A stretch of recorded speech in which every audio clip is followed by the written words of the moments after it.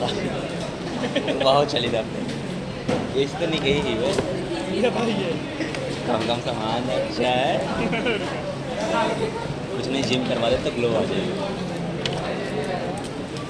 मस्त पहले कोई खच खच हम लहक गए यार वहाँ का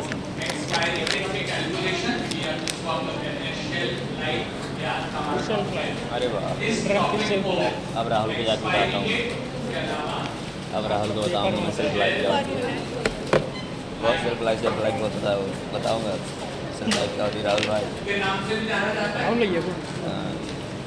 भैया का राहुल भाई भैया सिंपल इंग्लिश वर्ड है जिसको कहा जाता है अलमीरा अलमारी अलमारी के जो आले होते हैं इनको शेल्फ कहा जाता है मेडिकल स्टोर पे या हमारे घर पे आले में जितने समय हमारी दवाई की लाइफ सही बनी रहती है उसको हम लोग कहते हैं शेल्फ लाइफ जिसको कहा जाता है एक्सपायरी डेट क्या है इसकी डेफिनेशन 2 मिनट के बाद बताऊंगा लेकिन प्लीज ये ध्यान रखिएगा कि इसी टॉपिक में हमें जो चीजें पढ़नी होती है उसको कहा जाता है केमिकल काइनेटिक्स उसी को क्या कहते हैं chemical kinetics chemical kinetics chemical kinetics okay chemical kinetics को पढ़ने के लिए 2 वर्ड्स हमें ध्यान से समझने होंगे एक बार मैं पहले ही चर्चा कर चुका हूं जिसे अपन लोग कहते हैं डिस इज ओके सबसे आवश्यक वर्ड हमारे पढ़ने के लिए जिसे हम कहते हैं डिस इज तो इसे 2 भाग में जब अपन कन्वर्ट करते हैं तो डिस लाइक जैसे डिस और इज यानी जब हम लोग आराम से नहीं होते उसे कहा जाता है डिस इज उसे कहते हैं डिस इज डिसीज हमारे शरीर में जैसे मान लीजिए अगर यहाँ बैठ करके आराम से पर अपनी क्लास को अटेंड कर रहे हैं तो हमें कहा जाएगा कि सर इजीली बैठे हुए हैं अपना कार्य कर रहे हैं चाहे दुकान संभालना हो चाहे ऑफिस संभालना हो चाहे घर संभालना हो सभी चीजें ईज के साथ कर रहे हैं तो वो कहलाता है हमारा लेकिन हमेशा हम ईज में नहीं होते कभी कभार हम लोग डिस ईज भी हो जाते हैं इन डिसीज को ट्रीट करने के लिए हम जिन चीजों को यूज में लेकर के आते हैं दोनों आर कॉल्ड एज ड्रग्स हम इन्हें ड्रग्स कहते हैं ये ड्रग्स केमिकल मटेरियल्स होते हैं केमिकल होते हैं केमिकल्स होते हैं और केमिकल्स होने के कारण इनके अंदर कुछ न कुछ प्रेजेंट रहते हैं फंक्शनल ग्रुप्स इनके अंदर प्रेजेंट होते हैं फंक्शनल ग्रुप्स ड्रग जो डिसीज को ठीक करने के लिए उपयोग में लाए जाते हैं उनके अंदर प्रेजेंट होते हैं फंक्शनल ग्रुप्स ठीक है प्रोटेशन टास्क है यही तो बेटा जल्दी से जितने भी फंक्शनल ग्रुप कम से कम 5-6 फंक्शनल ग्रुप के नाम यहीं पे छोटे से जल्दी से शॉर्ट फॉर्म में लिख लीजिए अगर सिंबल आते हैं तो भी लिख लीजिएगा फंक्शनल ग्रुप ड्रग में प्रेजेंट होने वाले फंक्शनल ग्रुप्स के नाम लिखने हैं OH groups ketone style group ketone है ना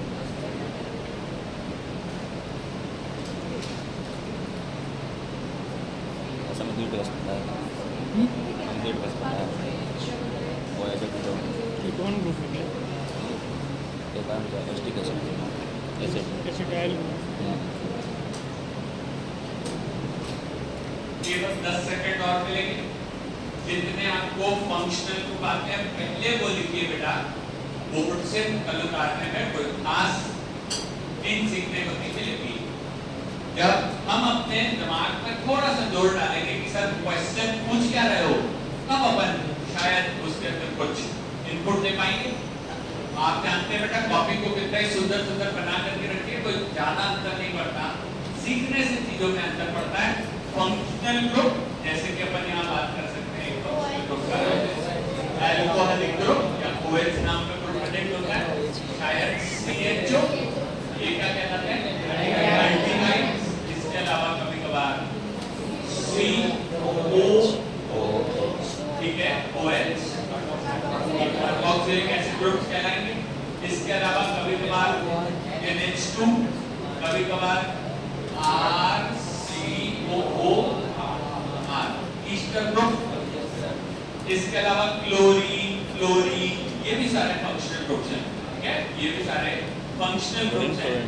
कभी कहीं CH3 या अल्काइल अरे हम कहाँ लाने हैं उसके बाद क्लोरीन, फ्लोरीन, ये सभी चीजें यहाँ पे हमका नहीं पता है। अटैच हो सकती है।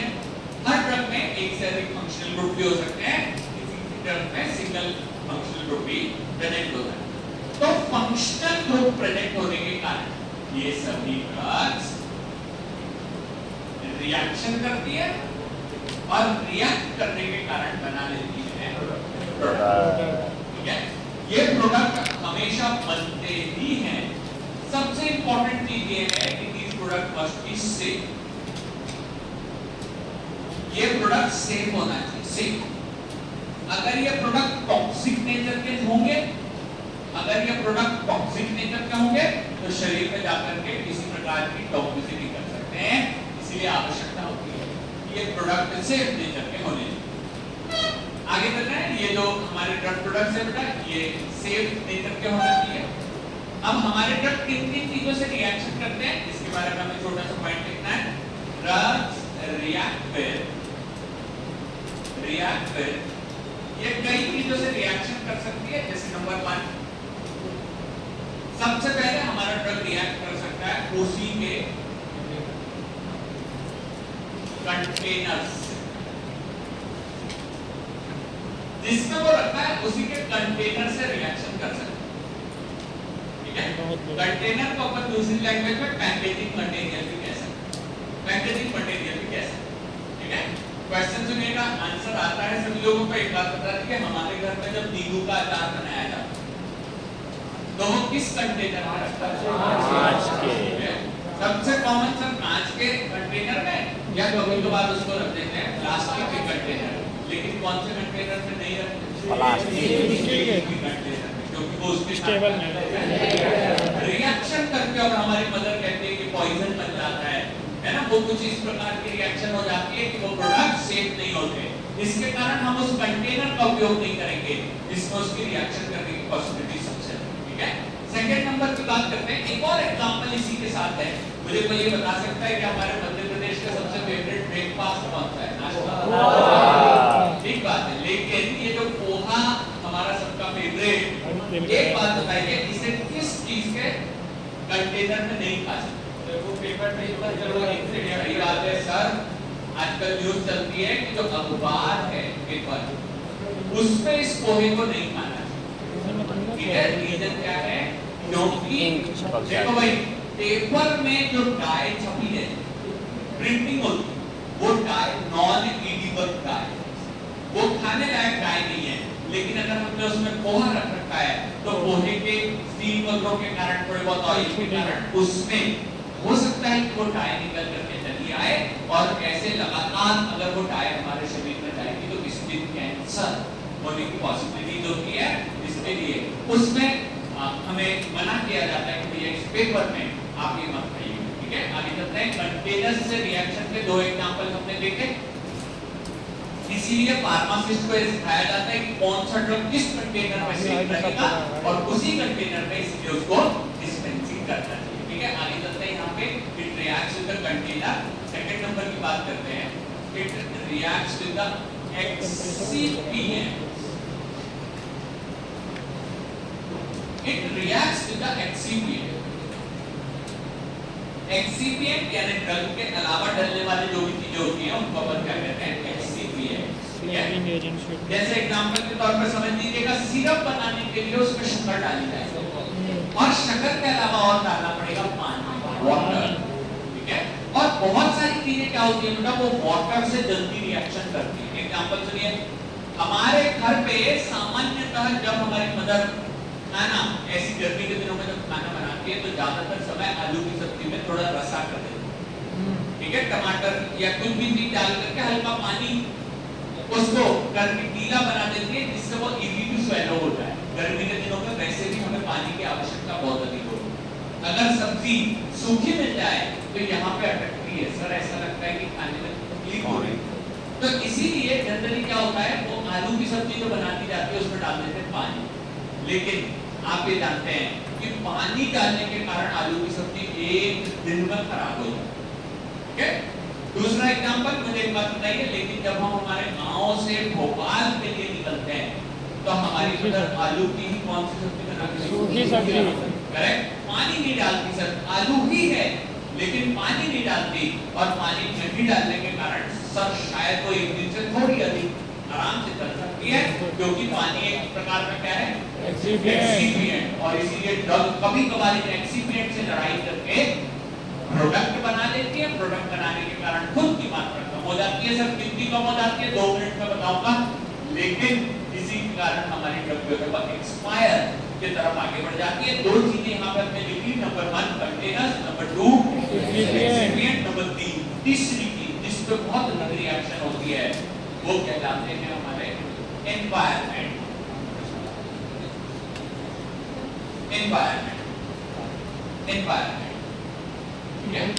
एनवायरनमेंट कहते हैं आसपास की जो भी कंडीशन है उसको अपन एनवायरनमेंट कहते हैं, जैसे एटमॉस्फेयर, ऑक्सीजन, मॉइस्चर, इन सभी चीजों से भी रिएक्शन करके हमारा ड्रग हो जाता है डिग्रेड, खराब हो जाता है।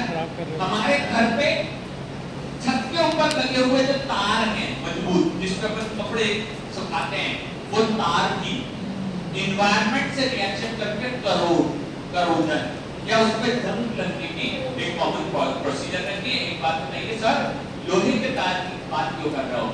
एक बात बताओ, क्या आयरन की टैबलेट्स भी आती है और सिरप भी? उनकी रिएक्शन किससे होने की संभावना अधिक है? एनवायरनमेंट से होने की रिएक्शन की संभावना अधिक होती है बेटा। तो एक बार फट से देख लीजिए, समझ लीजिए अभी तक मैंने क्या बताया है। हम आज का टॉपिक जो पढ़ रहे हैं उसको कहते हैं एक्सपायरी डेट, जिसके बाद टैबलेट को नहीं लेना चाहिए। क्यों नहीं लेना चाहिए? क्योंकि उसकी इफेक्ट कम हो जाते हैं। मैं 2 मिनट में बताता हूँ। इसी को दूसरे नंबर पे क्या कहते हैं? Shelf life. जितने समय तक मेडिसिन की दुकान की अलमारी में दवाई स्टेबल रहेगी उसको शेल्फ लाइफ कहा जाता है।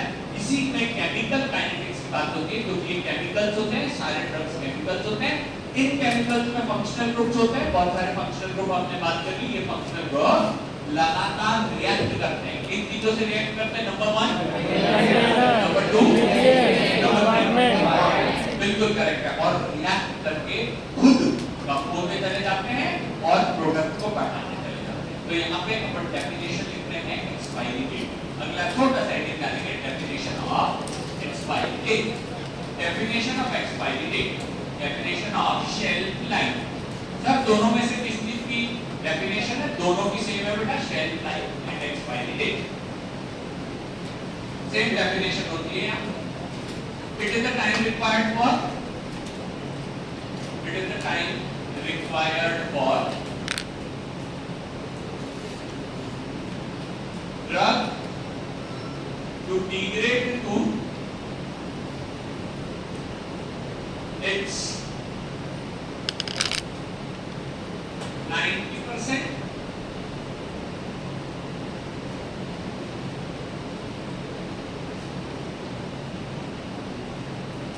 degrade to its 90%। ठीक है बेटा, एक चीज ध्यान से समझ लीजिए हिंदी मीडियम के बच्चे, थोड़ा सा ये जो मैंने वर्ड हाईलाइट किया ना टू, ये इस सेंटेंस का सबसे इंपॉर्टेंट वर्ड है।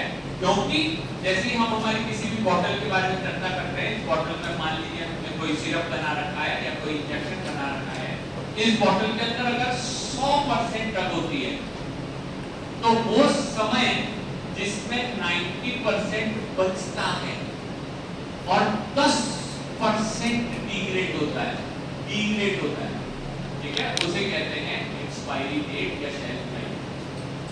The time required for drug to degrade to its 90%, ये टू वर्ड जो है ये इंग्लिश में काफी इंपॉर्टेंस रखता है। बेटा अगर आपने इंग्लिश के स्टेटमेंट को समझने में गलती कर दी तो चारों ऑप्शन में से आपके सामने 10% भी रहेगा, 90% भी रहेगा, 50% भी रहेगा और ऑफ द अबव भी रहेगा। 100% में से केवल 10% ड्रग डिग्रेड होती है, 90% वैसी की वैसी बनी रहती है। ठीक है, 90% कभी भी उसमें दवाई जो है वो प्रेजेंट होती है। ठीक है, इसका एक छोटा सा एग्जांपल देता हूं बेटा। ये एक ऐसा क्वेश्चन है जो लगातार मुझसे स्टूडेंट पास होने के बाद भी 10-10 साल पुराने स्टूडेंट भी ये चीज पूछते हैं कि सर कितने % ड्रग बचता है? तो आंसर होगा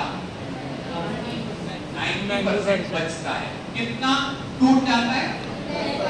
10%। और ये 10% टूट के क्या बनाता है? ये 10% टूट के क्या बनाता है? प्रोडक्ट। ये प्रोडक्ट कैसे होना चाहिए? सेफ या टॉक्सिक? ये प्रोडक्ट कैसे होना चाहिए? देखो कॉपी में लिखा है कहीं सेफ होना चाहिए। ये प्रोडक्ट बेटा सेफ होना चाहिए, टॉक्सिक नहीं होना चाहिए, ठीक है? क्योंकि अगर ये टॉक्सिक रहेंगे तो शरीर में नुकसान हो जाएगा, शरीर के बहुत सारी सेल्स मर जाएगी, शरीर में पता चला बीमारी से ज्यादा इस दवाई से नुकसान होने लगे। इसके कारण हमारे को ये मेडिसिन के जो भी प्रोडक्ट बनते हैं वो सेफ वाले प्रोडक्ट ही ध्यान में रखने पड़ते हैं, लेने पड़ते हैं, अपन आगे चलते हैं। 10% ड्रग डिग्रेड होता है, 90% वही पे बचता है। जैसे एक एग्जांपल के तौर पर बताता हूँ, टोमेटो, ठीक है? जस्ट एक एग्जांपल दे रहा हूँ। हमारे भोपाल में काफी सारे बच्चे बाहर से आकर के रहते हैं, हमें पता है कि सर हाँ भोपाल के छोटे छोटे एरिया में 8 बाजार रखते हैं, ठीक है? शाम को चालू होते हैं, लेकिन रात तक हम लोग इसको खरीदी करते हैं। और टमाटर वाली दुकान पे सभी ने देखा होगा कि सर हाँ टमाटर वाले भैया है ना, एक ठेले पे टमाटर लेकर के आ जाते हैं और 2 प्रकार के टमाटर रखते हैं, ठीक है? सर पता चला एक का रेट चल रहा 50 रुपए किलो और तो दूसरे का 30 रुपए किलो, ठीक है? तो जनरली हम इंडियन सब एक जैसे, हम कौन से वाले लेके आते हैं? कौन से? कुछ बच्चे कभी गए ही नहीं होंगे हाट बाजार, की बात अलग है, लेकिन हाँ सर बिल्कुल सही, 30 वाले में से थोड़ा मसलन ज्यादा लग जाए सर, काट करके अपन उसमें से टमाटर निकाल करके ले आते हैं 50 रुपए वाले।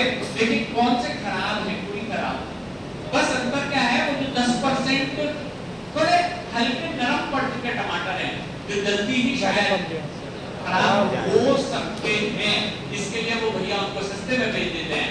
देखिए बेटा, क्या उसके अंदर 90% टमाटर सड़ा हुआ? नहीं सर, केवल कितना परसेंट डिग्रेड है?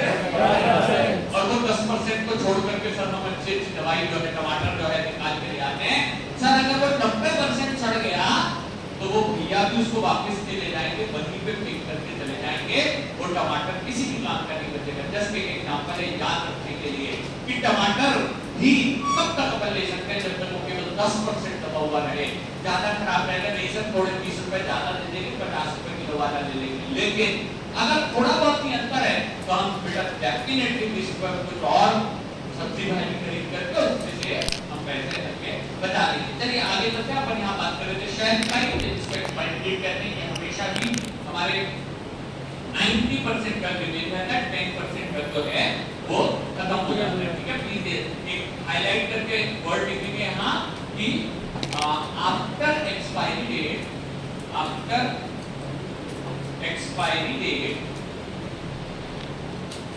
एफिकेसी, या इसको दूसरी लैंग्वेज में कहते हैं effectiveness,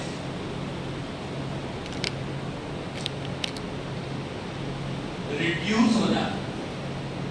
effectiveness reduces after expiry date, efficacy या इफेक्टिवनेस रिड्यूसेस, ठीक है?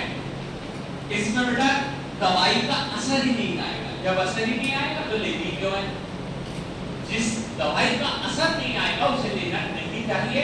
कई बार बच्चे लोग क्वेश्चन पूछते हैं, हर किसी के मन में अलग अलग क्वेरीज होती है कि सर अभी तो बोल रहे थे कि वो प्रोडक्ट टॉक्सिक नहीं है, तो क्या हम खा लें? भैया खाने की जरूरत नहीं है, क्योंकि वो उसका इफेक्टिवनेस ही नहीं आएगा, उस दवाई की जो आवश्यकता है वही नहीं आएगी, तो आपको उसे लेना नहीं चाहिए, ठीक है? आंसर यही है, एक्सपायरी डेट के बाद की दवाइयां नहीं लेते। क्यों नहीं लेते? क्योंकि इफेक्टिवनेस कम हो जाती है। हमने यहाँ पर डेफिनेशन देखा था एक्सपायरी डेट का, शेल्फ लाइफ का डेफिनेशन यहाँ पे देख करके अब हम आगे चलते हैं, ठीक है? अब हम यहाँ पे बात करते हैं अगले टॉपिक की, अगले हेडिंग की। यहाँ तक बेसिकली शेल्फ लाइफ होती क्या है, ड्रग्स किससे रिएक्शन करती है, वो सब कुछ समझाने के बाद अगला हेडिंग होगा रेट ऑफ रिएक्शन। इसको केमिकल काइनेटिक्स भी कहते हैं बेटा, इसी को केमिकल काइनेटिक्स भी कहते हैं। Rate of reaction, rate of reaction, ये एक्सपायरी डेट का हमारा इंपॉर्टेंट इंग्रेडिएंट है। Rate of reaction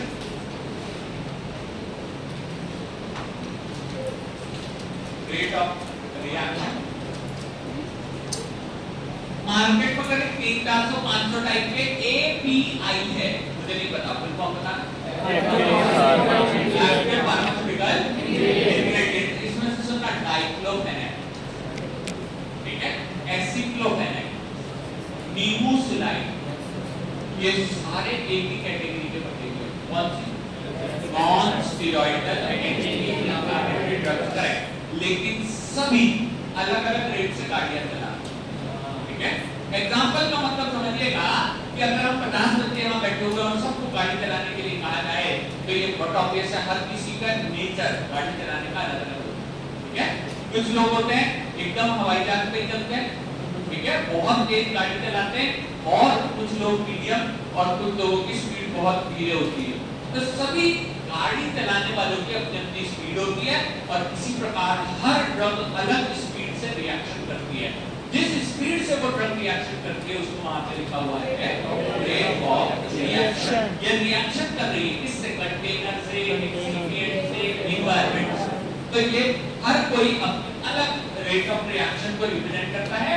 rate of reaction is represented as DC, change in concentration with respect to time। इसे हम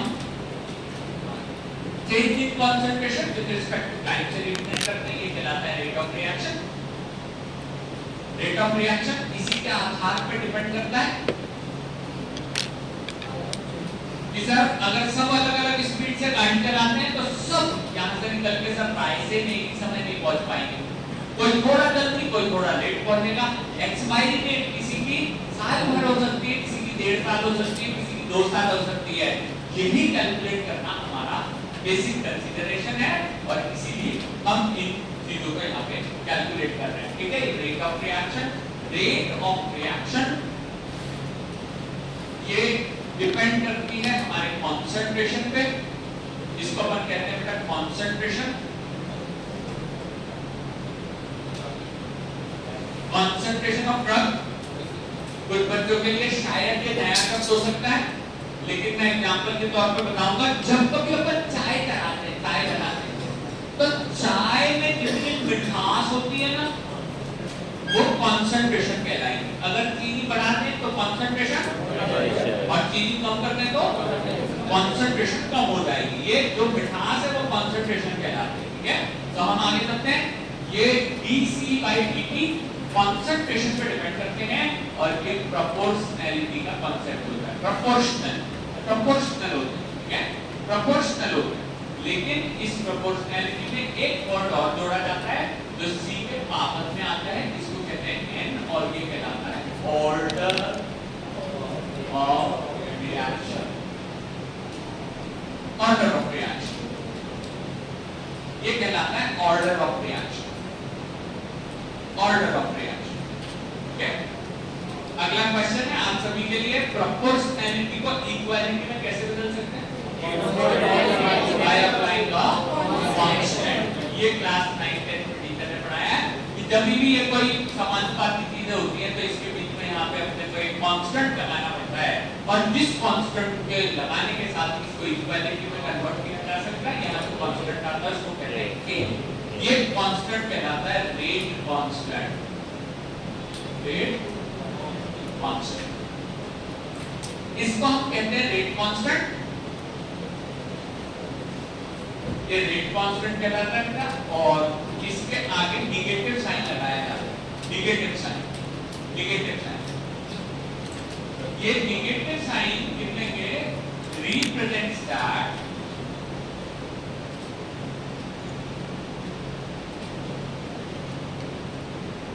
concentration is always reducing। हमारा concentration लगातार कम होते जा रहा है, कभी बढ़ेगा नहीं। कम होते जा रहा है, कभी बढ़ेगा नहीं।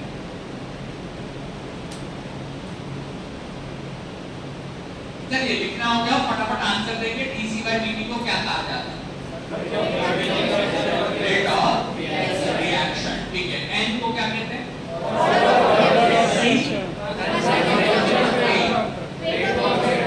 और यहाँ पे प्लीज एक बार हाईलाइट कर लेना बेटा कि एक्चुअली में होता क्या है, यहाँ पे भी वर्ड आता है रेट, रिएक्शन, इसके कारण कई बार कई बच्चे जो है वो कंफ्यूज हो जाते हैं, ठीक है। मिलता जुलता वर्ड अपन ने विस्कोसिटी वाले चैप्टर में देखा था, shear stress and rate of shear, दोनों जगह शियर आता है, तो कई बार बच्चे कंफ्यूज हो जाते हैं कि सर दोनों में से क्या है। यहाँ पे भी देखना पड़ेगा, वर्ड्स रिपीट होने के कारण कई बार कंफ्यूजन होता है। फिर से एक बार बता दीजिए, रेट ऑफ रिएक्शन को कैसे रिप्रेजेंट करते हैं? What is C? Concentration of What is N? order of reaction. Order of reaction. Rate constant. Minus केवल ये, ठीक है, निगेटिव साइन। अच्छा एक बात बताइए, मैं पहले भी एक क्वेश्चन पूछ चुका हूँ, देखिएगा सब लोग ध्यान से कि अगर कोई मेडिसिन का बोतल 100 रुपए का आता है, ठीक है, एक्सपायरी डेट के बाद कितने का करेंगे? 0। लेकिन अभी तो उसमें कितना ड्रग बाकी है? 90%। 90% ड्रग बाकी, फिर भी उसकी कीमत कितनी हो जाती है? 0। सर इससे अपने को क्या है, 0 रुपीस अगर कॉस्ट हो गई उसकी, तो इंडस्ट्री के 100 रुपए का नुकसान, और 100 रुपए का नुकसान का मतलब होता है कि ये इंडस्ट्री शायद बहुत ज्यादा दिनों तक फार्मासिस्ट को इंक्रीमेंट नहीं दे पाएगी। अगर इंक्रीमेंट नहीं होगा, महंगाई तो बढ़ती जा रही है, तो पर्सन काम कैसे कर पाएगा? इसके लिए यहाँ पे फार्मासिस्ट की ही जिम्मेदारी होती है कि वो धीरे धीरे हमारी कंपनी के प्रोडक्ट की एक्सपायरी डेट को बढ़ाता चला जाए, और देन आफ्टर मटेरियल हमारा यहाँ पे बिकते रहना चाहिए। हम यहाँ पे बात करते हैं expiry date must be mentioned, expiry date must be mentioned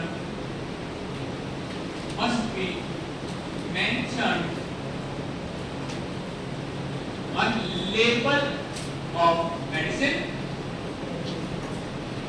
इसे मेडिसिन के लेवल पे लिखना कंपल्सरी है, और ये रिक्वायरमेंट देते हैं हमारे कौन, ये रिक्वायरमेंट दी जाती है by the regulating authority. Regulating authority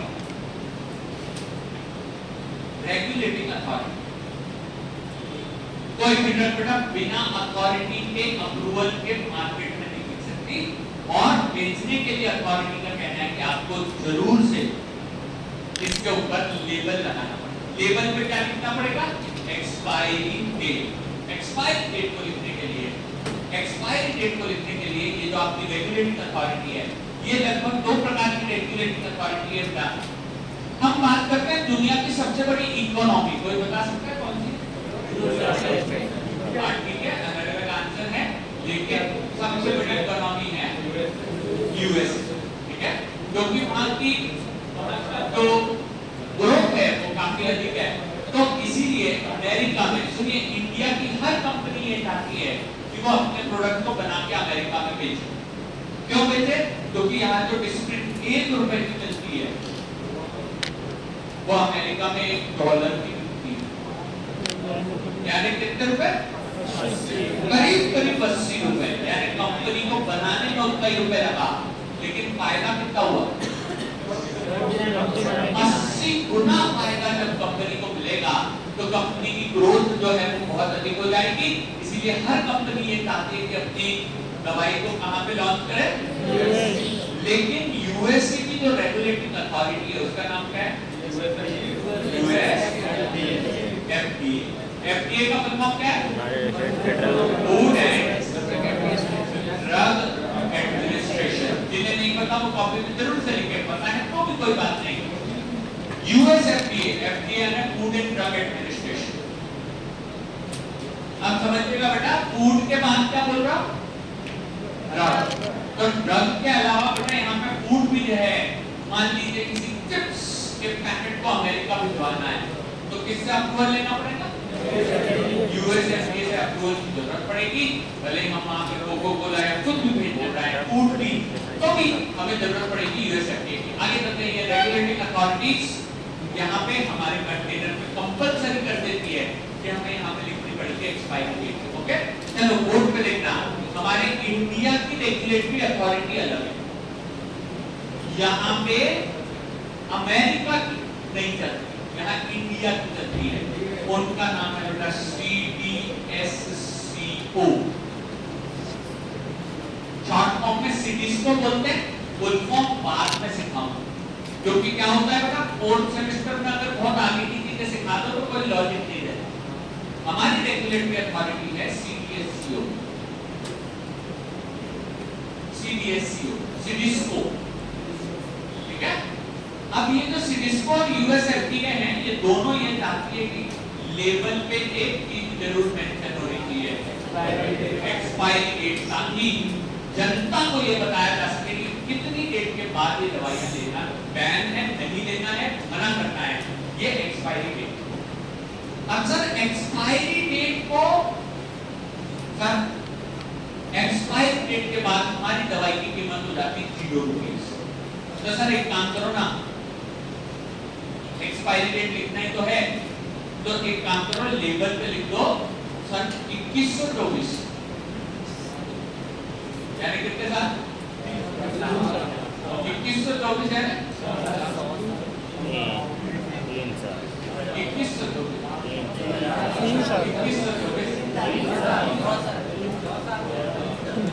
बेटा। अभी हम 2024 में बात कर रहे हैं, 21 से 24 का मतलब होगा 100 साल, ठीक है सर। 100 साल में तो कभी ना कभी दवाई बिकी जाएगी, तो लेकिन अगर आपने उस पे लेबल ऐसा कुछ भी ऊटपटांग लगा दिया,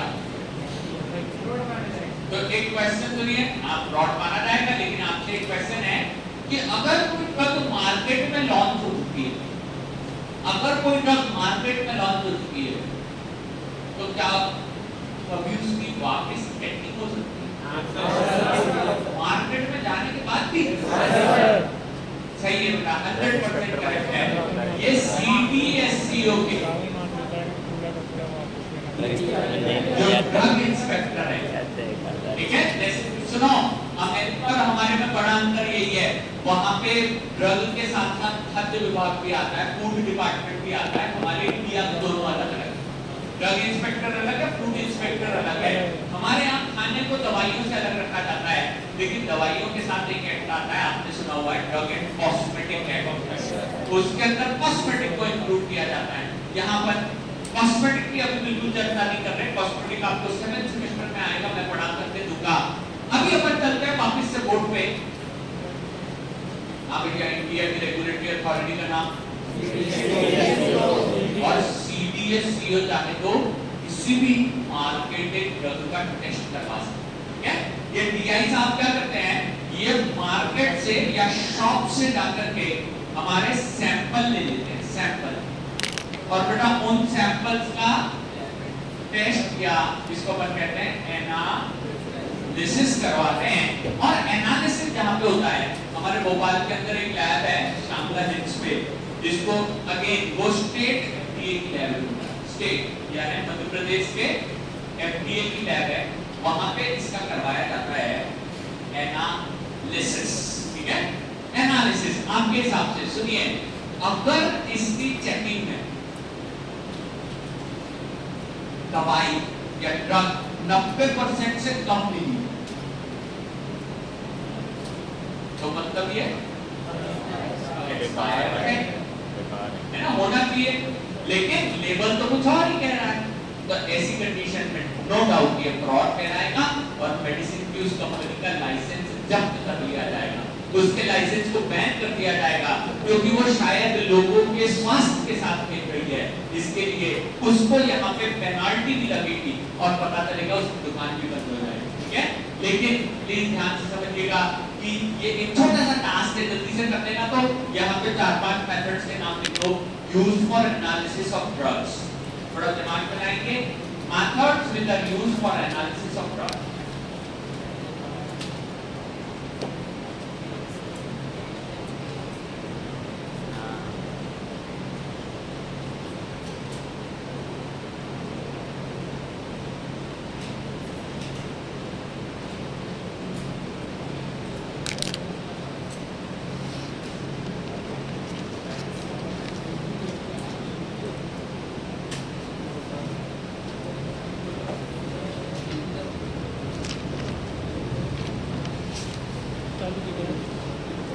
course analysis after अरे मैं ड्रग के नाम expert exchange ये तो आया है केवल 10 सेकंड और मिलेंगे। मोबाइल में सर्च नहीं करना है, मेथड्स लिखना है जिससे एनालिसिस होते हैं। मेथड्स के नाम लिखना है जिससे एनालिसिस होते हैं। टाइट्रेशन हमने टाइट्रेशन किया नहीं हमने टाइट्रेशन ही पढ़ा है आज तक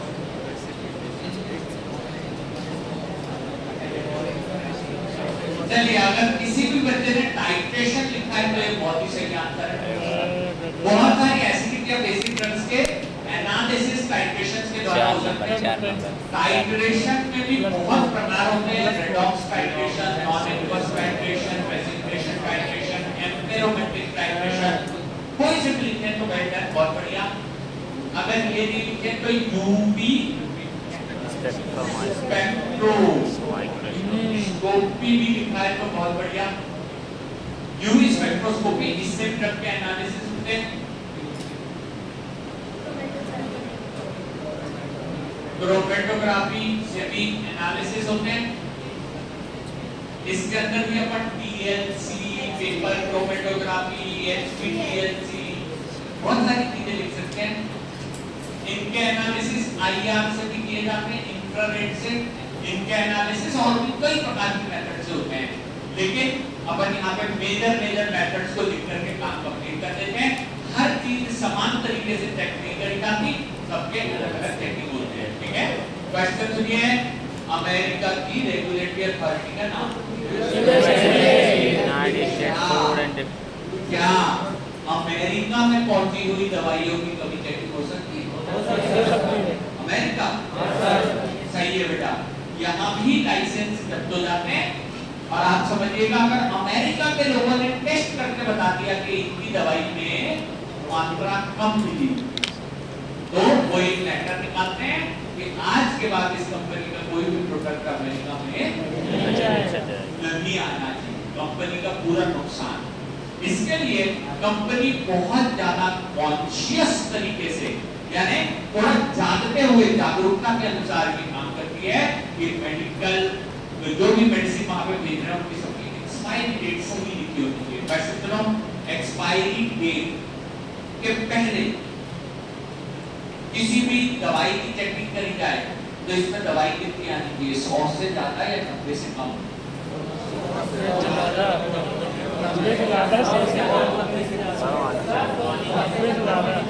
वेरी गुड बेटा, बिल्कुल सही सर। तीसरा ऑप्शन तो 100 से कम, क्योंकि 100 से ज्यादा तो नहीं दे सकते। और सर 100 ही होगी जरूरी नहीं है। सुनो मेरी बात ध्यान से, रिएक्शंस लगातार चलते रहती हैं। आप ये नहीं कह सकते कि सर हमने जनवरी में बनाया था तो जून में भी उसके अंदर 100% ड्रग होना नहीं होगा, ठीक है? कम हो जाएगा, 99, 98, 97 कुछ भी हो सकता है, लेकिन 90 से कम नहीं होना चाहिए और 100 से ज्यादा भी नहीं होना चाहिए। तो अपन आगे चलते हैं। इसीलिए रेगुलेटरी अथॉरिटी आप अपनी मेडिसिन की एक्सपायरी डेट को कैलकुलेट करें, क्योंकि भैया सर एक काम करो, 100 साल की नहीं डालते तो 1 साल की डाल दो। पता चला 1 साल में मेडिसिन नहीं बिकी तो कंपनी का 100 रुपए का नुकसान।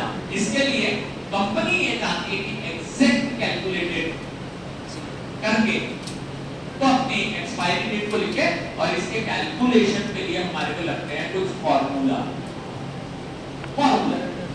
इस फॉर्मूला के आधार पे ही हम हमारी मेडिसिन को चेक करके देन आफ्टर उसको फाइनलाइज करते हैं। अब यहाँ पे ध्यान से देखिएगा बेटा, ये फॉर्मूला डिपेंड, कौन सा फॉर्मूला लगेगा, ये डिपेंड करता है ऑर्डर ऑफ रिएक्शन। ठीक है, लिखिएगा, मैं छोटा सा स्टेट बता दे रहा हूं। Formula for calculation of expiry date depends on, formula for calculation of expiry date depends on, formula for calculation of expiry date depends on order of reaction, depends on order of reaction, it depends on order of reaction।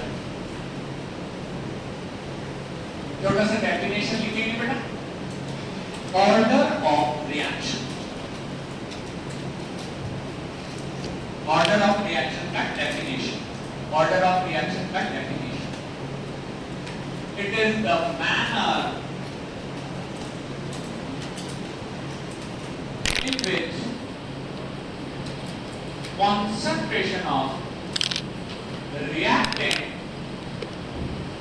affects rate of reaction. It is the manner in which concentration of reactant affects the rate of reaction. Order of reaction का meaning होता है manner यानी तरीका, manner को English में, हिंदी में तरीका कहेंगे, किस तरह से concentration of reactant rate of reaction को अफेक्ट करती है, उसे कहते हैं ऑर्डर ऑफ रिएक्शन। क्वेश्चन तो नहीं, मुझे बिल्कुल नहीं पता रेट ऑफ रिएक्शन को कैसे रिप्रेजेंट करते हैं, डीसी अपॉन डीटी इसके बारे में पूछता हूं, डीसी अपॉन डीटी डीसी है। हां, तुम कहते हैं जल्दी के चक्कर में गलतियां भी करते हैं, ठीक है, ये मत सोचो कि सर मेरे को जल्दी बताना है, ये सोचो कि मेरे को सही बताना है, ठीक है। अब अगली चीज सुनिएगा, कंसंट्रेशन ऑफ रिएक्टेंट को कैसे रिप्रेजेंट करते हैं, सी से, और ऑर्डर ऑफ रिएक्शन एन से, बिल्कुल ठीक है। तो यहाँ पे लिखिएगा types of order of reaction, तीन टाइप के ऑर्डर ऑफ रिएक्शन होते हैं, types of order of reaction. तीन टाइप होते हैं, zero order, first order and second order, zero order, first order and second order. ठीक है, क्लास की बात आइए, क्लास की बात है।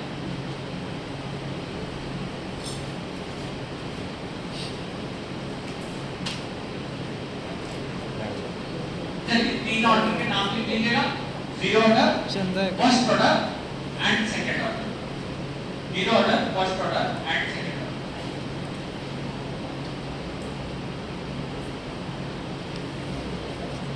पहले चलेंगे, अच्छा पहले चलेंगे, जितना हंस पड़ेगा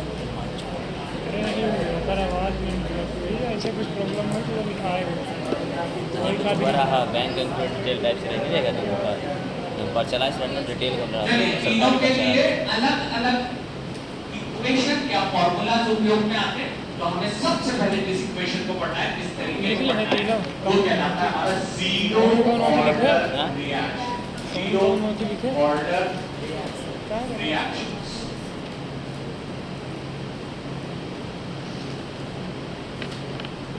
छोटी कर देता हूँ मैं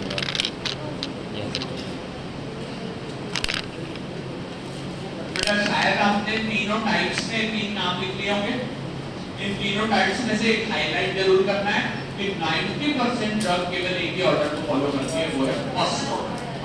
90% ड्रग्स फर्स्ट ऑर्डर को फॉलो करती है, लेकिन कुछ 4-5% ड्रग जीरो ऑर्डर को भी फॉलो करती है और 4-5% सेकंड ऑर्डर को भी फॉलो करती है, और 90% ड्रग केवल एक ही चीज को फॉलो करती है, फर्स्ट ऑर्डर। ठीक है, आगे चलते हैं। फर्स्ट ऑर्डर और सेकंड ऑर्डर को बाद में पढ़ेंगे, सबसे पहले चलते हैं zero order reactions. Zero order reactions यहाँ पे हमें दो तरीके से पढ़ाई करनी है। जीरो ऑर्डर रिएक्शन यहाँ हम बात करते हैं, दो तरीके से पढ़ाई करनी है। पहला कहलाता है एक्सपेरिमेंट और दूसरा कहलाता है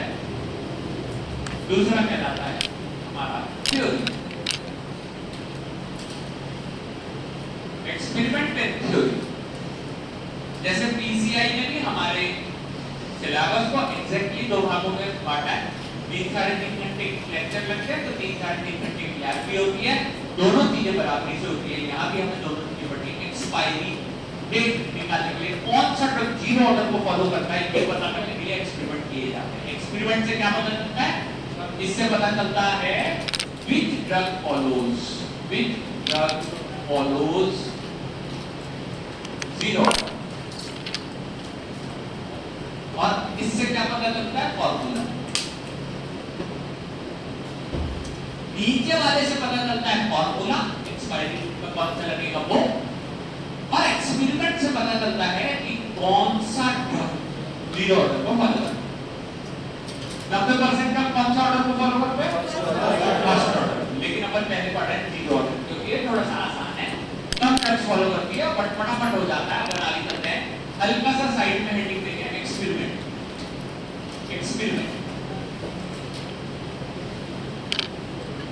एक्सपेरिमेंट मान लीजिए मट्टी की में हमारी एक कंपनी है फार्मा सेपियंस, ठीक है। मान लीजिए पंडित जी में हमारी एक कंपनी है फार्मा सेपियंस और वहां पे बहुत सारे फार्मासिस्ट मिला करके दवाइयां बनाते हैं। मान लीजिए कि हमने बनाई है यहाँ पे 100 बॉटल्स, यहाँ पे हमने बनाई है 100 bottles. Let us suppose 100 bottles यहाँ पे बनाई गई है। सर किस चीज की बॉटल है? लिक्विड की मान लो, इंजेक्शन की मान लो, टैबलेट की मान लो, किसी भी चीज की बॉटल मान लो, 100 बॉटल बने यहाँ बनाए, ठीक है। अब क्या होता है, हर कुछ समय कुछ दिनों के बाद एक्सपेरिमेंट करके इनका करना पड़ता है एनालिसिस। Good morning. एनालिसिस करने की 2-3 मेथड्स के नाम बता दो।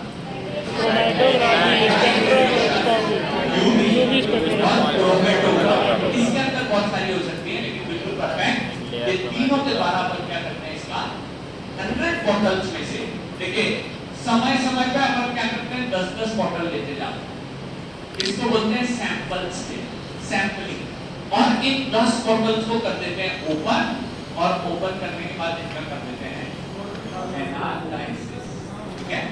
एनालिसिस करने के बाद हर एक्सपेरिमेंट का जो हमारे पास डेटा आता है, इस एक्सपेरिमेंट का जो भी हमारे पास डेटा आता है, तो इस डेटा को हम लोग यहाँ पे रिप्रेजेंट करते हैं एक टेबल बना के, और इस टेबल के अंदर जो भी डेटा प्रेजेंट रहता है इनको कहा जाता है वेरिएबल्स। इनको कहते हैं बेटा वेरिएबल्स, ठीक है।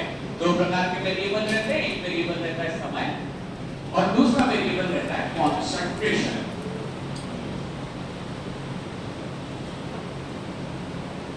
मान लीजिए जून के महीने में हमने बॉटल बनाई है, तो इस महीने को 0 टाइम दिया है, 0 टाइम, ठीक है।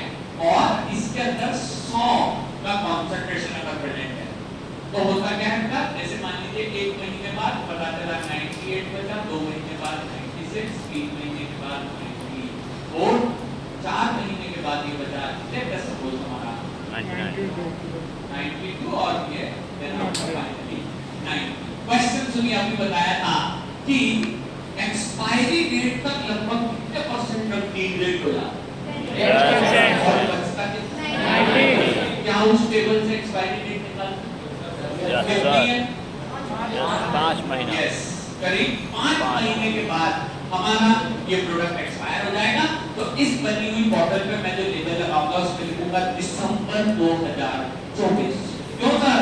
जून में बनाएगा, तो 5 महीने बाद जैसे दिसंबर आएगा, दिसंबर के बाद उसको उपयोग करना सही नहीं है, उस पे लेबल पे लगाया जाएगा दिसंबर 2024। ये इस प्रकार से बेटा हम एक्सपायरी डेट को कैलकुलेट कर सकते हैं।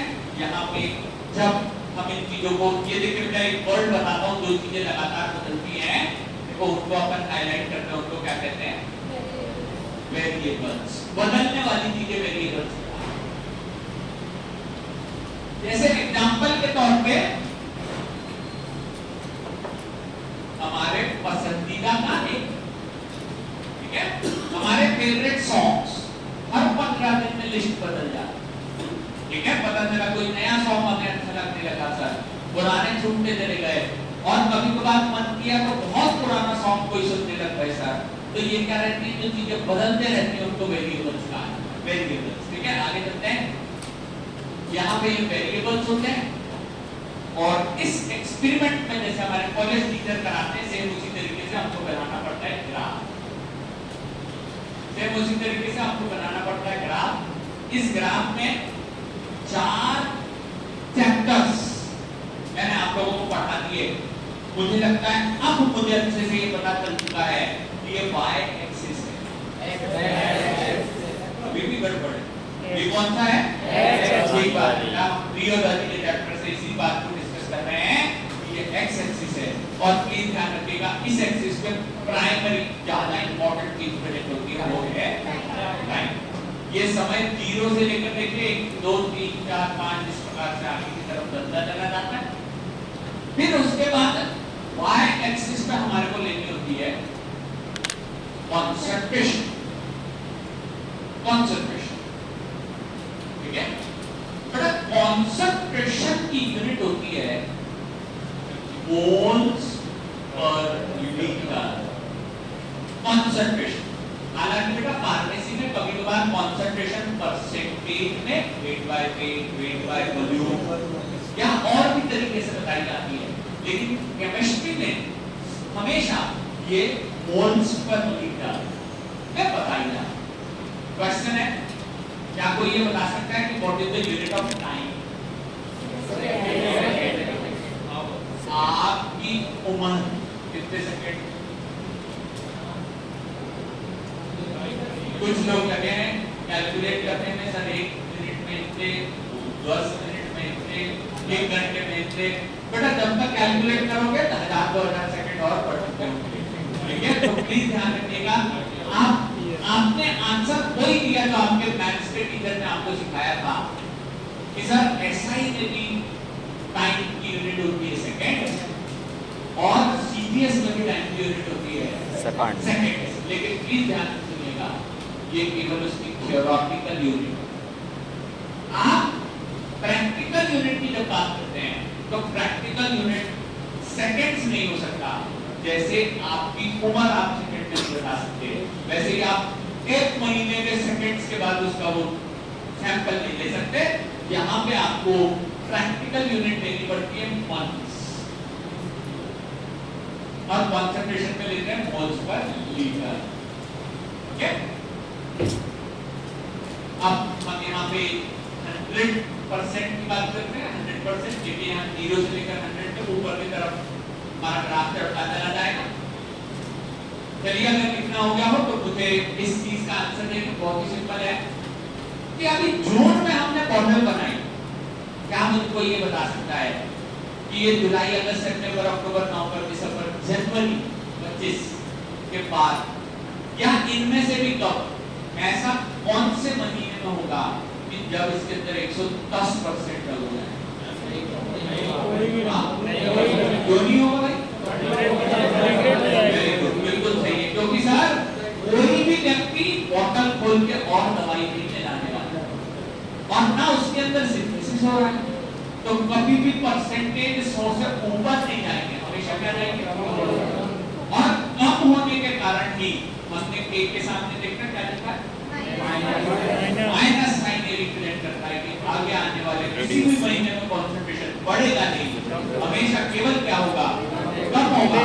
और इसी के कारण जब हम इस तरीके के हमारे ग्राफ को प्लॉट करते हैं तो यहाँ पे देखिएगा ये लगभग इस तरीके से जाते हुए एक टाइम पे 90% से नीचे चला जाता है, और जिस समय ये इस 90% के नीचे चला जाता है उसी समय को हम यहाँ पे क्या कह देते हैं, this is called as expiry date. इसी को कहा जाता है शेल्फ लाइफ। हमने क्या किया, उसी दवाई की 100 बोतलें बनाई, हर महीने में 8-8 10-10 बोतल को ओपन अप किया, टेस्ट किया, कंसंट्रेशन निकाली, कंसंट्रेशन और टाइम को ग्राफ में प्लॉट किया।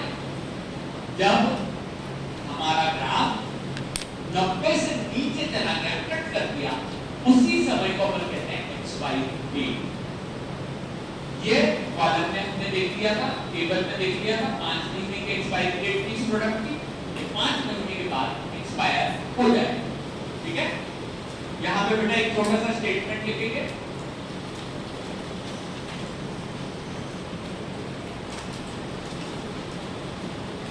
drug which reduces with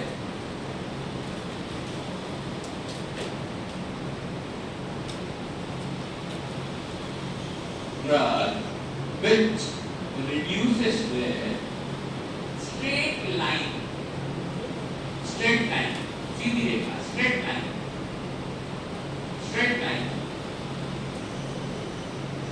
line follows zero order, follows zero order.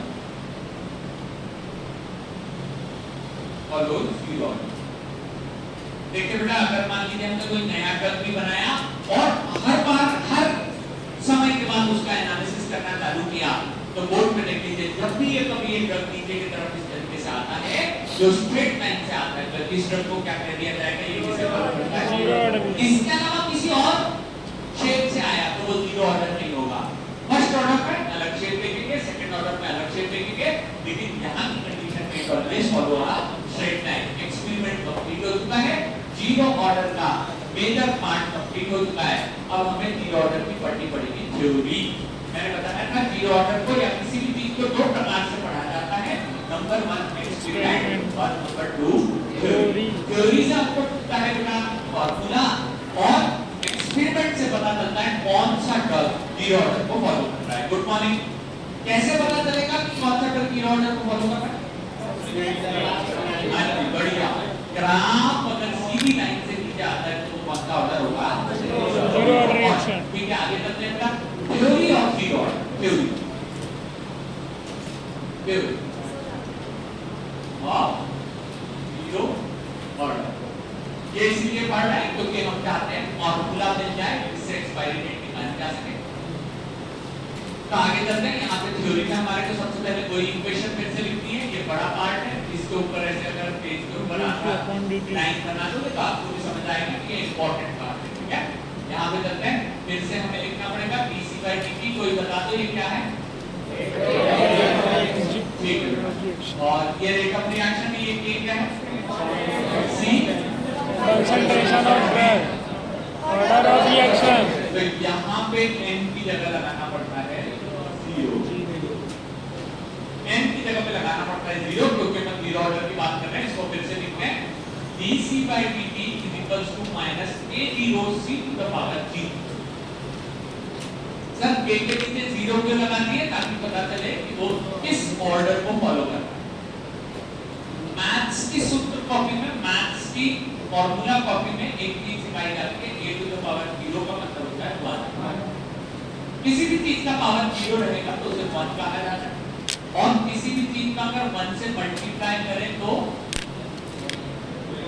देखो किसी ने जल्दी करती बताने में क्या आ जाता है वहां?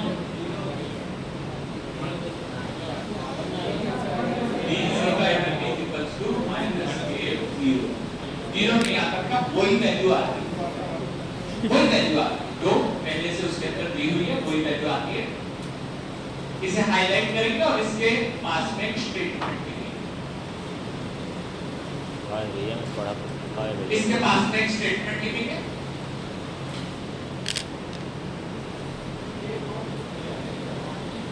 इसके पास में एक स्टेटमेंट लिखेंगे। Rate of reaction of zero order, rate of reaction of zero order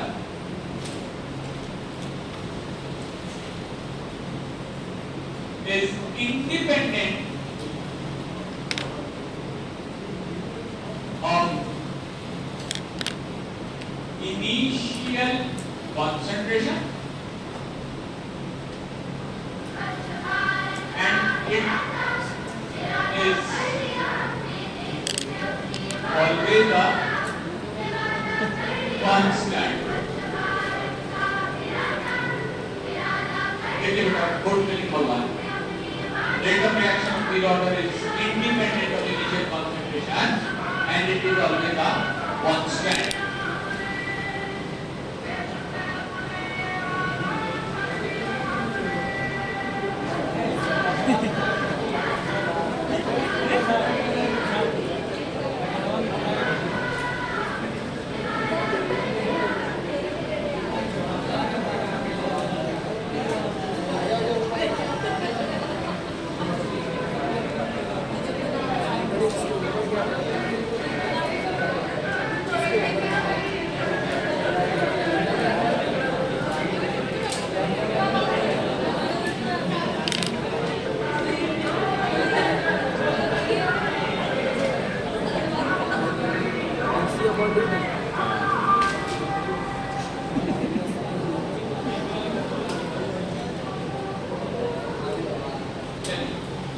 यहाँ पे बेटा ये जो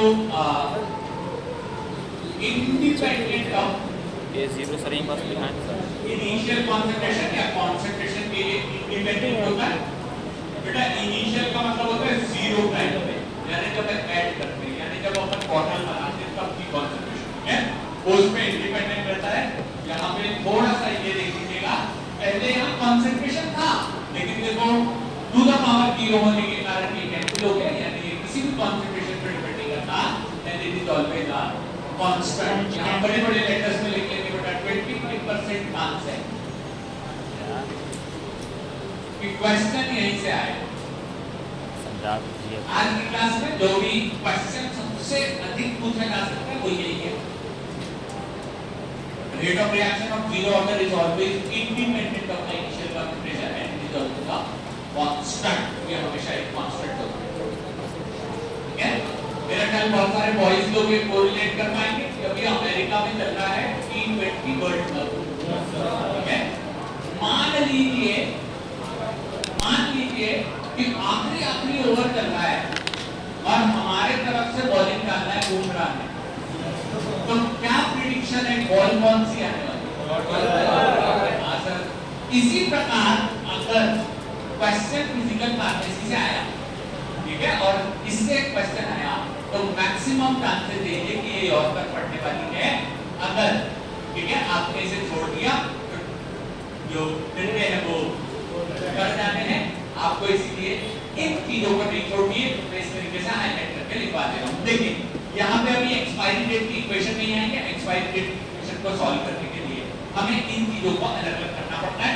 दूसरी बात नाम ले रहा हूं, मैथमेटिक्स के फॉर्मूला में हमारे पास एक वर्ड आता है जिसको अपन लोग क्या कहते हैं, जिसको अपन कहते हैं अलजेब्रा, ठीक है? बीजगणित हिंदी में कहते थे, जिसके अंदर x एक्सिस और y एक्सिस को सॉल्व करना पड़ता है और x और y एक्सिस की चीजों को दोनों को लेफ्ट और राइट साइड में रखना पड़ता है। इस इक्वेशन को सॉल्व कर रहा हूं, इधर से सॉल्व कर रहा हूं, 2-3 स्टेप में कंप्लीट हो जाएगा। फटाफट देखिएगा, मैं इस मटेरियल को उठा करके यहां से यहां लेकर के जा रहा हूं, तो जब इसे ऊपर उठा करके लेकर के जाएंगे तो ये मल्टीप्लिकेशन में चला जाएगा, अभी डिवाइडेशन में था, तो ये क्या हो जाएगा, यहां देखिए BC -K0 into dt, ये हम सॉल्व करना चालू कर चुके हैं। बेटा dc/dt को रेट ऑफ रिएक्शन कहते हैं और इसको मैथमेटिक्स में कहते हैं डिफरेंशिएशन, ठीक है? लेकिन अब हमें इसको करना पड़ता है इंटीग्रेशन, ठीक है? बायोलॉजी के बच्चे 11th-12th में जो मैथ छोड़ करके आते हैं वो ध्यान से सुनिएगा, जब भी हम किसी बड़ी सी रिएक्शन को छोटे-छोटे टुकड़ों में तोड़ देते हैं उसको कहते हैं डिफरेंशिएशन, और अगर उनको मिला दिया जाए तो इसे कहा जाता है इंटीग्रेशन, ठीक है? इंटीग्रेशन का मतलब होता है मिलाना और डिफरेंशिएशन का मतलब होता है अलग-अलग करना, बांट देना, ठीक है? तो अपन यहाँ क्या कर रहे हैं और इंटीग्रेशन, ठीक है? कुछ लोग मैथमेटिक्स के हैं, वो लोग जानते हैं कि सर इंटीग्रेशन में ऐसी कुछ तो भी ऐसी कुछ तो भी साइन बनती है, हम इंटीग्रेशन को लिखेंगे, लेकिन साथ में हमारे पास यहाँ पे रहता है BC -K0।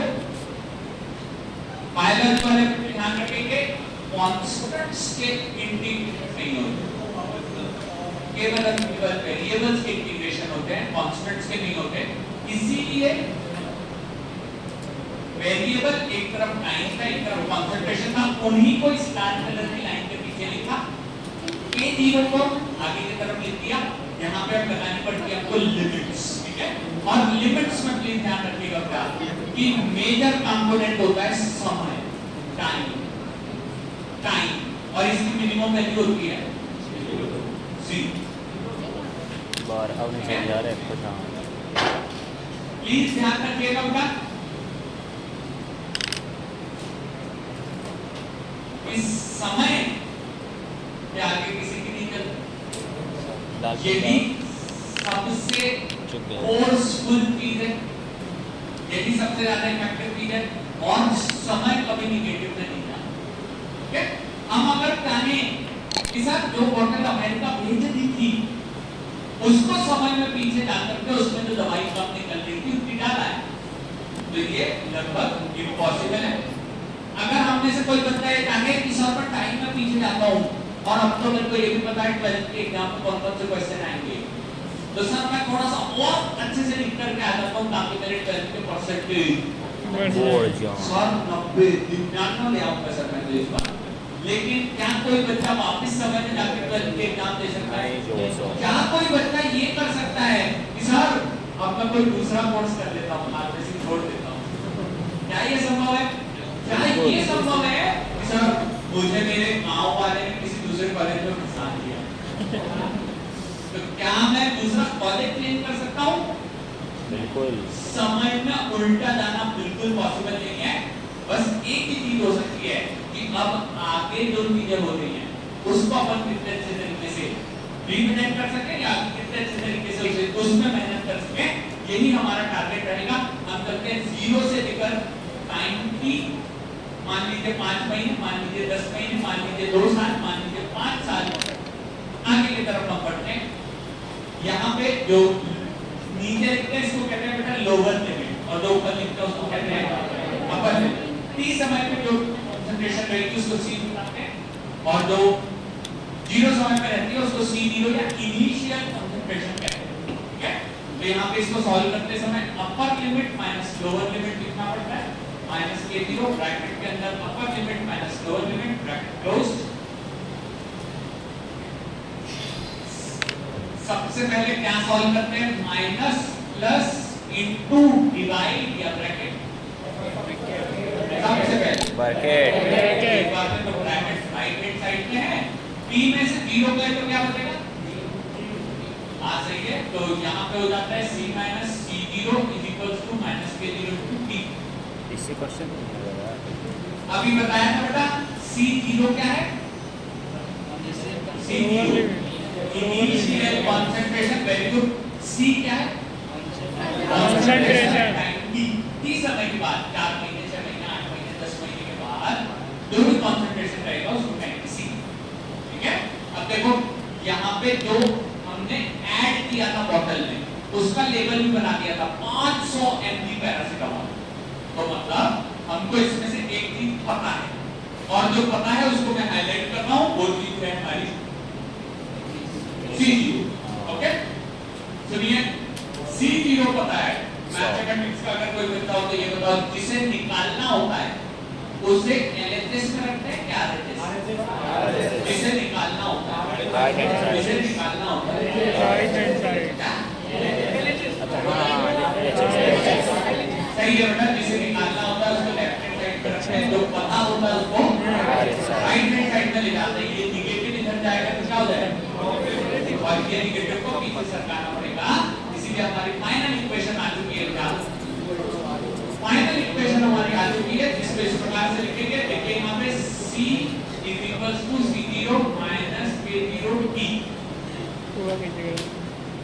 सब नहीं समझ में आया कहाँ से आ गया बेटा? बस ये नेगेटिव को इधर लेगा आप किसी और वो नेगेटिव पीछे चला गया। सच में अगर कहीं भी असुविधा हो तो जरूर पूछा करें। ये इक्वेशन कंप्लीट हो चुकी है, हमें कैलकुलेट करना था ये, हमें पता था ये, इसीलिए इस इक्वेशन को लिखा गया। क्वेश्चन पहले पूछ चुका हूं, इस ज्योमेट्री या रेखागणित का सबसे आसान शेप कौन सा?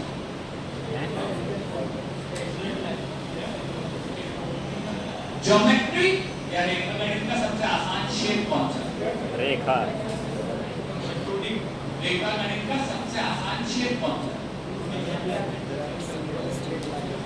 सबसे आसान शेप कौन सा? उसको पता है। हाँ बेटा, आंसर ये है स्ट्रेट लाइन, सीधी रेखा।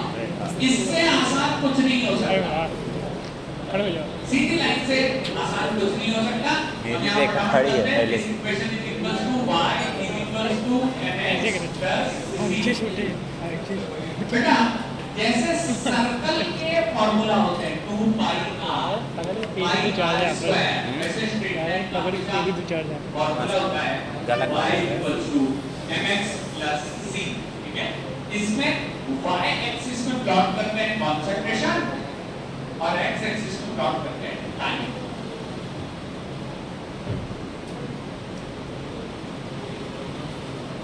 कहाँ बोल रहे हैं? एलेक्स कहाँ से आई है? अच्छा, यहाँ पे ये स्ट्रेट लाइन से नीचे की तरफ आता है, इसका स्लोप कहलाता है माइनस ए जीरो ये जगह कहलाती है बेटा गणित आ इंटरसेप्ट। गया यार एकदम से नवानी मतलब चिपेट वहाँ फैल हुई है इंटरसेप्ट को अपन यहाँ पे रिप्रेजेंट करते हैं by नहीं C। है बन जा मेरा वो गणित नहीं आ रहा है राजा तुम बन ये जाओ के जीरो कांस्टेंट कहलाता है, rate constant, and it can be calculated by के जीरो कांस्टेंट यार 10 मिनट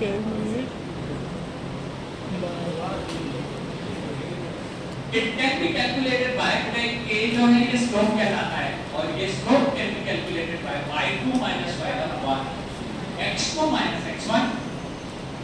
स्लोप हिंदी में ढलान कहते हैं, स्लोप हिंदी में ढलान कहते हैं।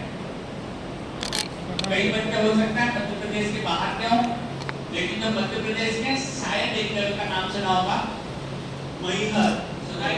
यस सर आज सर कई लोग गए भी हैं। अगर गए हैं तो क्या बता सकते हैं कि मैहर का जो स्लोप है वो बहुत कम है कि ज्यादा है? बहुत ज़्यादा बहुत ज्यादा है। सर ऊपर चढ़ने में हालत खराब हो जाती है, एकदम स्ट्रेट चढ़ाई, स्लोप।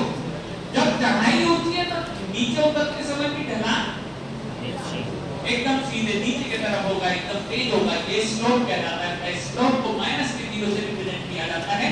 वहां पे माता रानी का मंदिर है जिसे चढ़ने के लिए बहुत सारी सीढ़ियों का उपयोग करना पड़ता है। ये बहुत ही ऊंचा इस प्रकार का बना हुआ है। ठीक है, आगे बढ़ते हैं। यहाँ पे बेटा ये जीरो ऑर्डर की इक्वेशन कंप्लीट हो चुकी है। अगर कोई जब सीधी रेखा से नीचे आता है तो वो जीरो ऑर्डर को फॉलो करता होगा। केवल अगले 5 मिनट का टॉपिक बचा है, थोड़ा सा फटाफट कोऑपरेट कर दीजिए। केवल 5 मिनट का टॉपिक बचा है। हेडिंग देंगे shelf life of zero order reaction. अरे क्या है shelf life of zero order reaction x2 upon x1 कौन सा बेटा? ना लिखा है हाँ ठीक है, बस जस्ट क्लास के लास्ट में इसको समझा दूंगा। ठीक है, पहले 5 मिनट का बता देता हूँ, फिर इसको फटाफट समझा दूंगा। ठीक है,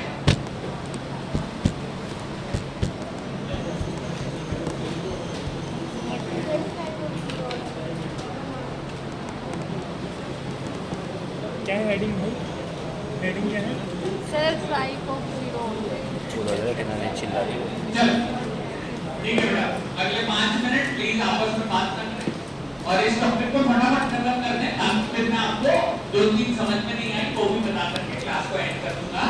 सबसे पहले यहाँ पे देखिएगा कि जो फॉर्मूला अभी मैंने पार्टिकल्स से वेक्टर c के ऊपर लिखा था, हो सके तो उसे बिना देखे लिखने की कोशिश करेंगे। c c0 minus b0। c0 क्या है? इनिशियल कंसंट्रेशन c क्या है? Concentration t time k0। Constant कौन से फॉर्मूला से निकाल सकते हैं? Very good, y2 minus y1 upon x2 minus x1। चलते हैं आगे, चलते हैं बेटा। यहाँ देखिएगा at t is equals to t 90%।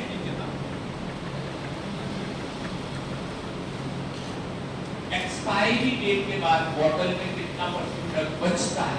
90%। इसके लिए एक्सपायरी डेट को शॉर्ट फॉर्म में रिप्रेजेंट करते हैं t 90%।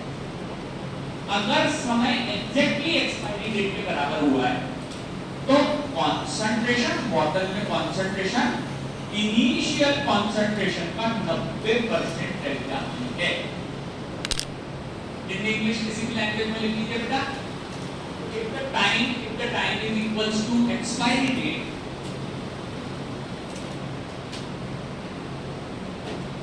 अगर समय एग्जैक्टली एक्सपायरी डेट के बराबर हुआ है, if the time is equals to expiry date, concentration is 90% of the initial concentration. क्या बोलिस Concentration is 90% of the initial concentration.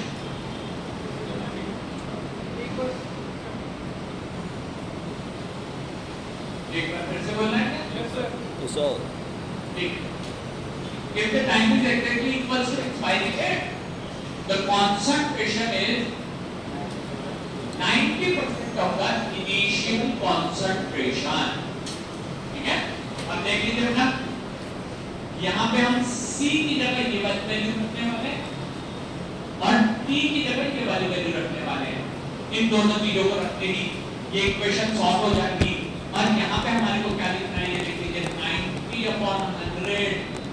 ठीक है, ये C की जगह रखना है, C0 equals to C0 minus T0 T 90%।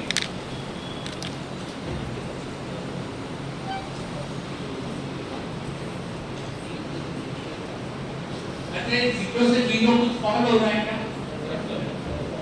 Answer आता है 0.9 C0 equals to C0 minus K0 नहीं लिखा है 90%। of the initial constant number. बहुत टाइम मतलब अच्छा, अभी कोई मुझे ये बता दो, किस चीज को निकालना रहता है, उसको राइट हैंड साइड में लिखते हैं कि left hand side? Left hand side कौन से? लेफ्ट हैंड साइड राइट हुआ ना?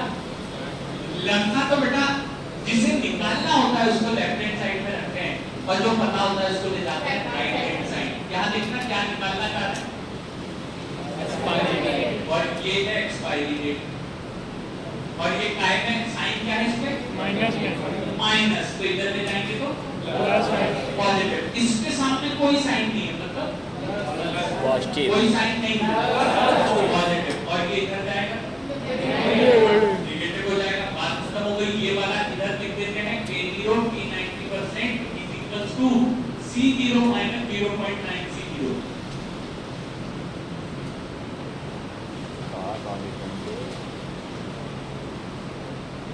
सबमिट हुई है।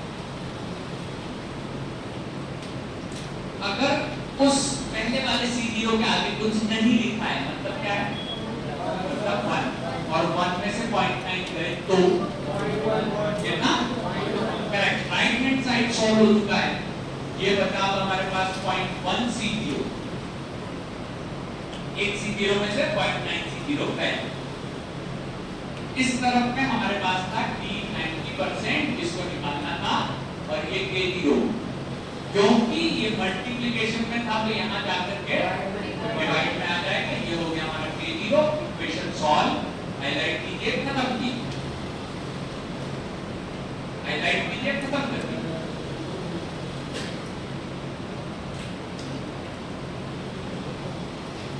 चलो, इससे पहले कि मैं इसे मिटा दूं, यहाँ देखिएगा फटाफट, हम निकाल रहे थे expiry date of year order. Expiry date of year order को निकालने के लिए कुछ ही देर पहले वाला फार्मूला हमने दोबारा लिखा। फार्मूला ये कहता है C equals to C0 minus K0 T।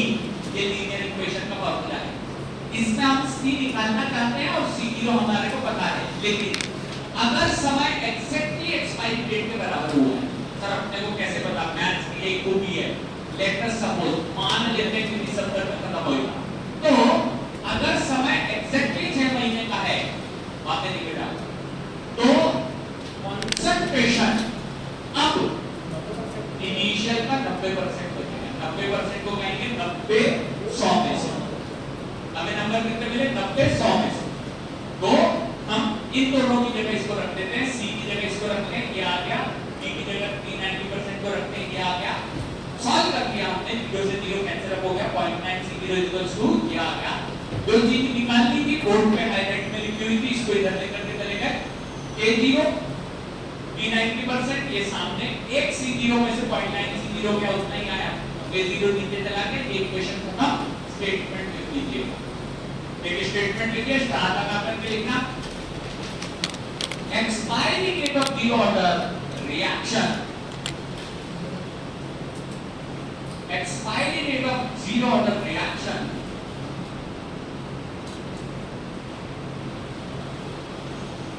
depends on the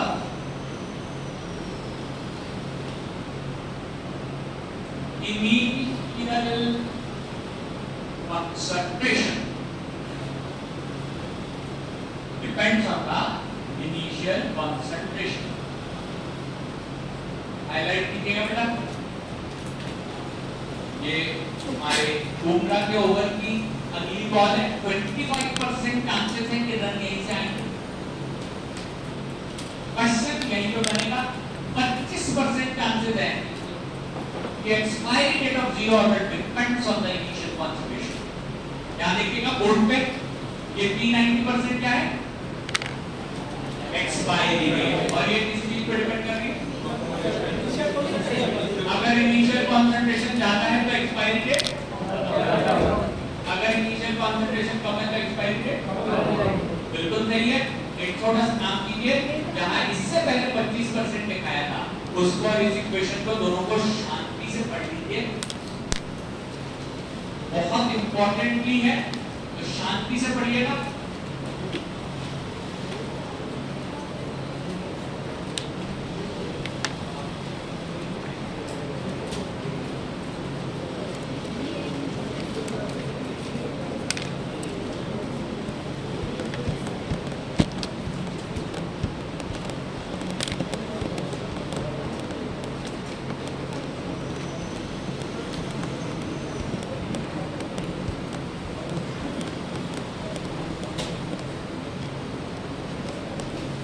initial concentration ज़्यादा रहेगी तो एक्सपायरी डेट ज़्यादा होगा। इनिशियल कंसंट्रेशन कम है तो एक्सपायरी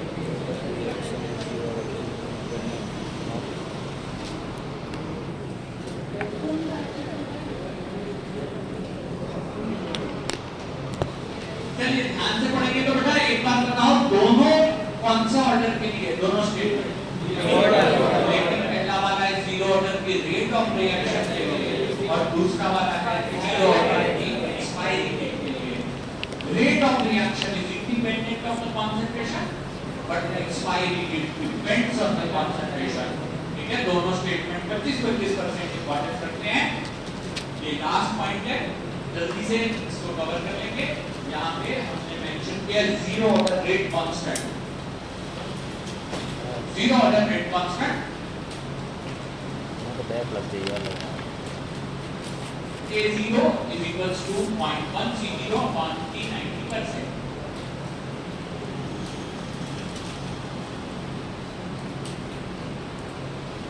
क्या कोई ये बता सकता है कि आ कहां से गया, कहां से आया? वो तो बात की बात है, पहला ही इक्वेशन कहां से आया? पिछले वाले में से इसके ऊपर जो स्टेटमेंट के ऊपर फॉर्मूला लिखा है वो देखो, G90% equals to 0.1 C0 divided by वहां पे था K0। अब बस उसके K0 को उठा करके इधर ले आए और P90% को नीचे ले गए। ओके, एक बात बताओ, कांस्टेंट की यूनिट क्या होती है? ये भी कोई कहानी है बेटा, जो मैथ्स के टीचर ने पढ़ाई है बेटा, केवल मैथ्स के कांस्टेंट जैसे पाई की यूनिट नहीं होती। ये K0 की यूनिट मैंने बोर्ड पे लिख दी, ध्यान से हाईलाइट करेंगे इसको, मोल्स पर लीटर पर टाइम। ये यूनिट पे क्वेश्चन हाईलाइट कर लेना, कम से कम 3 बार क्वेश्चन आया, लेटेस्ट 2023 में आया था। K0 की यूनिट कांस्टेंट्स की यूनिट होती है मोल्स पर लीटर पर टाइम। जो बेटा डिनोमिनेटर में डिनोमिनेटर था वो न्यूमरेटर में चला गया, माइनस ये उसकी वैल्यू बची, लीटर माइनस में चलेगा, टाइम जो है वो माइनस में बढ़ेगा। ठीक है, यहाँ पे ये जीरो ऑर्डर पूरे तरीके से कंप्लीट हो चुका है। 25 और 25 50% क्वेश्चन वो दो स्टेटमेंट से आने के चांसेस है, बाकी सब कुछ आज का नाम जो भी क्वेश्चन होंगे थोड़ा अगली क्लास में लूंगा, अगर आप में से क्वेश्चन होंगे तो अगली बार ना छुपा जाए, ना छुपा जाए, ना अरे वो कट गया वो। अरे ना छुप जाए, ना खत्म कर ले भाई, पल्ला आ गया ना। अरे ना खत्म कहाँ है, ना खत्म, ना खत्म, ना खत्म, खत्म 10 की तो मिलता ही है। कितने के 10 की मिलता है? माँ कसम 10 की है, सही हमारा 60 रुपये की रहा है। एट्टे माँ कसम बैग जाओ।